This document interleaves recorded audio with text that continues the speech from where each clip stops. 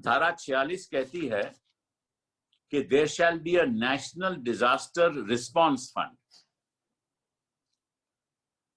The central government may by notification constitute a fund called the National Disaster Response Fund for meeting any threatening disaster situation or disaster.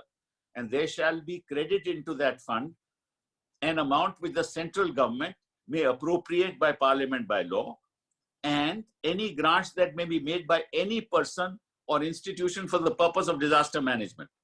मतलब कि एक disaster response fund national राष्ट्रीय स्तर पर होगा कि अगर ऐसी कोई आपदा आ जाए तो उसमें पैसा कितना देना चाहिए, वो पैसा उसमें इकट्ठा होगा. एक तो पार्लियामेंट द्वारा इकट्ठा होगा, अप्रोप्रिएशन बिल द्वारा इकट्ठा होगा, और दूसरा अगर कोई पैसा इस फंड में देता है, इंडिविजुअल इंडस्ट्री के लोग, वो सारा इसमें जाएगा. प्रधानमंत्री ने इसका तो नजरअंदाज कर दिया और अपना एक पीएम केयर फंड बना दिया जो यही काम करेगा.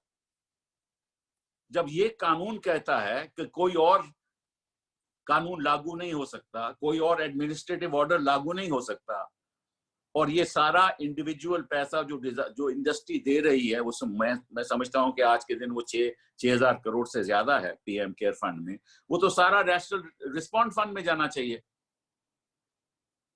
तो इस बारे में क्यों नहीं कुछ कह रहा?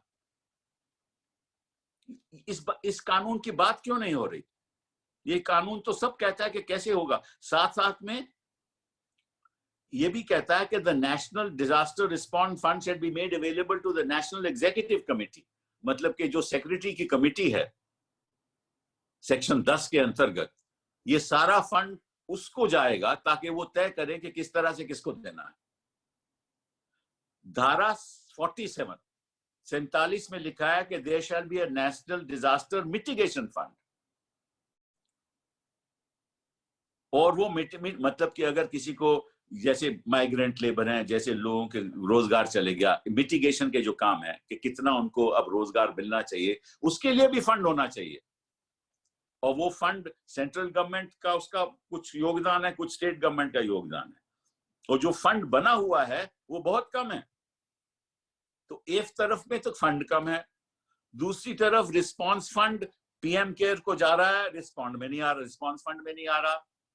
और वो पीएम केयर जो है वो तो ट्रस्ट है, उस पर तो कोई सवाल ही नहीं उठा सकता.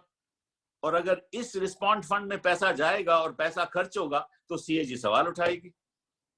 तो मुझे समझ नहीं आता कि ये इसको दरकिनार करके ये ऐसा क्यों हो रहा है.